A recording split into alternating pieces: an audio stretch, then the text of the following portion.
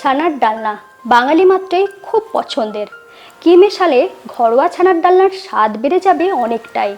সব কিছু জানাতে সঙ্গে রইলাম আমি ঋতুপর্ণা। আপনারা দেখছেন ঋতুর হোম কুকিং। প্রথমে আমি বানিয়ে নেব ইনস্ট্যান্ট খোয়া। তার জন্য আমি নিয়েছি এখানে 1 কাপ দুধ, এটা গরম করে ঠান্ডা করা দুধ, আর লাগছে হাফ কাপ গুঁড়ো দুধ। এখানে দিয়ে দিচ্ছি 1 চা চামচ ঘি, সাথে দিয়ে দিচ্ছি দুধ, আর দিয়ে দেব গুঁড়ো দুধ। এরপর বেশ ভালো করে মিশিয়ে নিচ্ছি। দুধটা যখন হালকা গরম থাকবে সেই সময় গুঁড়ো দুধটা দিলে খুব সহজেই মিশে যাবে। এরপর এটাকে বেশ ভালো করে পাক করে নিতে হবে। দেখুন কত সহজে এত তাড়াতাড়ি ইনস্ট্যান্ট খোয়া তৈরি হয়ে গেল। এটা আমি মোটামুটি 3 মিনিটের মতন রান্না করেছি, তাতেই খোয়াটা তৈরি হয়ে গেল। যখন দেখবেন প্যান থেকে এরকম উঠে আসছে, তার মানে এটাকে আর বানানোর দরকার নেই। এরপর গ্যাস অফ করে দিচ্ছি, আর ঢেলে অবশ্যই অন্য পাত্রে রাখবেন, না হলে খোয়াটা খুব বেশি শুকনো হয়ে যাবে। একটু লঙ্কা কুচি করে নিচ্ছি, কারণ এখানে কুচি করা লঙ্কাটাই বেশি ভালো লাগে।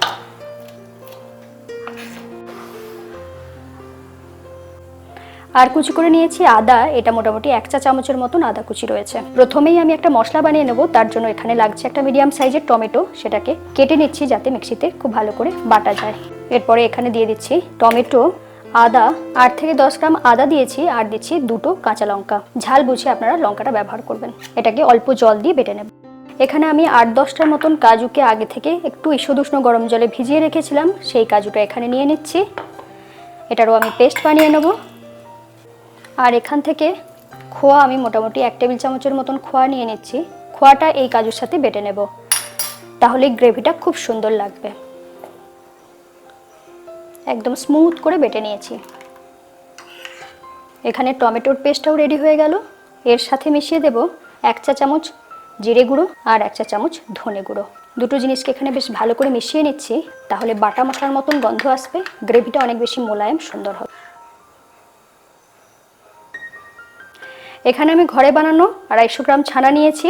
এটাকে এইভাবে রুমালে বেঁধে আমি জলটাকে ড্রেন করে নিয়েছি। জল কিন্তু একটুও থাকা চলবে না, জল থাকলে ছানার বলগুলো বানাতে অসুবিধা হবে। দেখুন এটা বেশ সুন্দরভাবে টাইট ছানা। আমি তো এখানে ঘরে বানানো ছানা ব্যবহার করছি। আপনারা যদি দোকান থেকে পনির কিনে নিয়ে আসেন, সেক্ষেত্রে কিছুই না, একটু গ্রেট করে নেবেন, তাহলে এরকম সুন্দর মোলায়েম ছানা হয়ে যাবে। ছানার ডালনার যে বলগুলো হবে তার স্বাদটাকে বাড়ানোর জন্য আমি এখানে দিয়ে দিচ্ছি হাফ চা চামচের মতন মৌরি, গোটা মৌরি ব্যবহার করেছি, আর দিচ্ছি কাঁচা লঙ্কা কুচি, একটু যাতে ঝাল ঝাল হবে সেই জন্য। সাথে দিচ্ছি কুচি করে রাখা আদা, আর দিচ্ছি 1 চা চামচ জিরে গুঁড়ো, আর সুগন্ধের জন্য আমি এখানে দিয়ে দিচ্ছি সামান্য একটু এলাচ গুঁড়ো, আর দিচ্ছি 1 চা চামচ কাশ্মীরি লাল লঙ্কার গুঁড়ো। এতে একটু ঝালঝালও হবে আর রঙটাও খুব সুন্দর আসবে। সাথে যে খোয়াটা বানিয়ে রেখেছিলাম সেটা দিয়ে দিচ্ছি। আমি মোটামুটি 250 গ্রাম পনিরের জন্য খোয়া দিচ্ছি 100 গ্রাম। খোয়াটা দিলে কোপ্তাটা মানে ছানার বলগুলো খুব সুন্দর সুস্বাদু হবে আর দারুণ নরম হবে। এরপর এটাকে বেশ ভালো করে মেখে নিতে হবে, মোলায়েম করে মাখতে হবে। মাখতে গিয়ে আমি বুঝতে পারলাম যে পাত্রটা কিন্তু অনেকটা ছোট হয়ে গিয়েছে। এইভাবে এত ছোট পাত্রে মাখাটা অসুবিধা, সেই জন্য ভালো হবে একটা যদি এরকম বড় থালাতে মেখে নেন।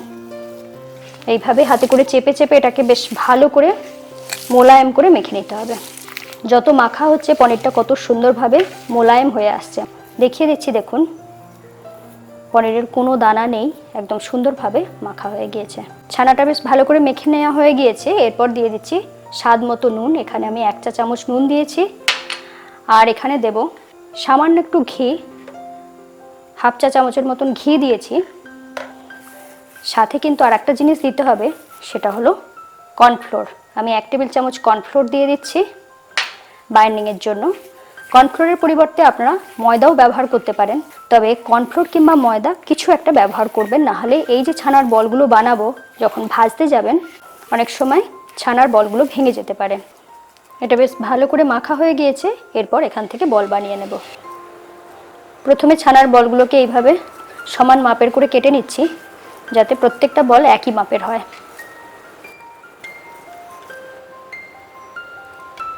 ছানার বল গোলও বানাতে পারেন কিংবা এইভাবে চ্যাপটাও বানাতে পারেন। একে একে সব ছানার বলগুলোই আমি বানিয়ে নিয়েছি। ছানার বলগুলো আমি সর্ষের তেলেই ভেজে নেব, তার জন্য এখানে নিয়ে নিচ্ছি 1/4 কাপ সর্ষের তেল। পনির বলগুলো ভাজার সময় একটা জিনিস খেয়াল রাখবেন, তেলটা কিন্তু একদম খুব বেশি গরম করবেন না, তাহলে দেওয়ার সাথে সাথেই লাল হয়ে যাবে। একটু যখন মিডিয়াম গরম থাকবে ঠিক সেই সময় একে একে এই বলগুলো দিয়ে দিচ্ছি। এখানে চাইলে আপনারা সামান্য একটু ঘিও দিয়ে দিতে পারেন। একসাথে অনেক বেশি দেবেন না, অল্প অল্প করে দিয়ে এটাকে ভেজে নিতে হবে। একটা সাইড বেশ ভালো করে লাল হয়ে যাওয়ার পরে উল্টে দিচ্ছি। যেহেতু এতে খোয়া দেওয়া রয়েছে, পনির বলগুলো কিন্তু খুব সুন্দর নরম হয়। এখানে আপনাদের বলে দিই, আমি তো খোয়া দিয়ে বানিয়েছি। ইনস্ট্যান্ট খোয়া আপনারা যে কোনো সময় বাড়িতে বানিয়ে নিতে পারেন, এর জন্য দোকানে যাওয়ার দরকার নেই। আর খোয়া যদি না থাকে সেক্ষেত্রে যদি বানান, একটু কিন্তু চিনি অবশ্যই দেবেন।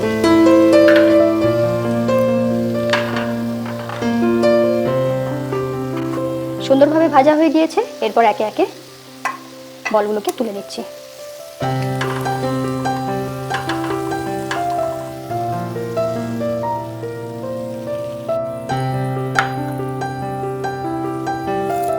ওই তেলে ফোড়নে দিয়ে দিচ্ছি দারচিনি 1 টুকরো আর 2টো ছোট এলাচ, আর দিয়ে দেব একটা তেজপাতা। ফোড়নটা ভালো করে ভাজা হয়ে গিয়েছে, এরপর দিয়ে দিচ্ছি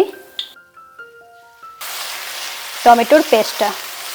এই পেস্টটাকে বেশ ভালো করে কষিয়ে নিতে হবে, যাতে টমেটোর কাঁচা গন্ধটা চলে যায়, সমস্ত মশলাগুলো বেশ ভালো করে কষানো হয়ে যায় আর তেলটা বেশ ভালো করে ওপর পর্যন্ত উঠে আসে। সাথে দিয়ে দিচ্ছি স্বাদ মতো নুন, আমি 1 চা চামচ নুন দিচ্ছি।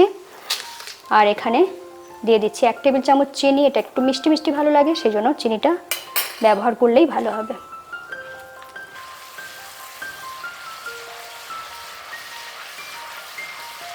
1 থেকে 2 মিনিট কষিয়ে নিয়েছি। এবার দেখুন কত সুন্দরভাবে তেলটা উপরে উঠে এসেছে। এরপরে আমি এখানে দিয়ে দিচ্ছি কাজু আর খোয়ার যে পেস্টটা বানিয়ে রেখেছিলাম সেইটা।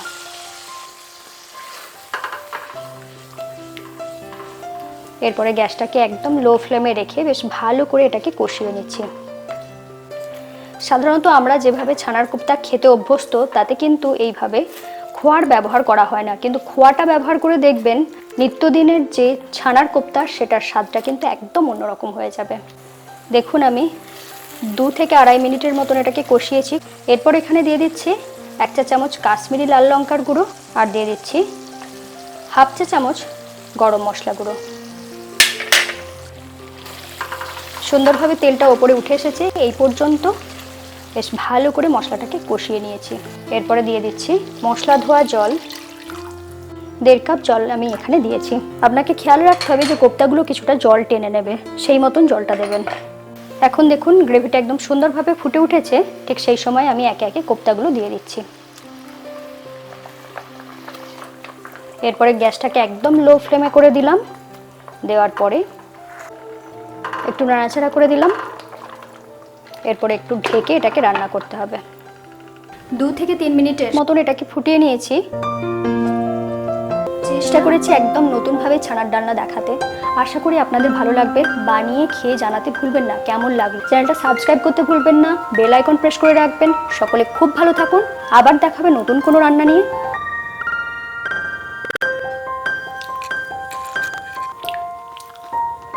সত্যি বলছি দুর্দান্ত হয়েছে।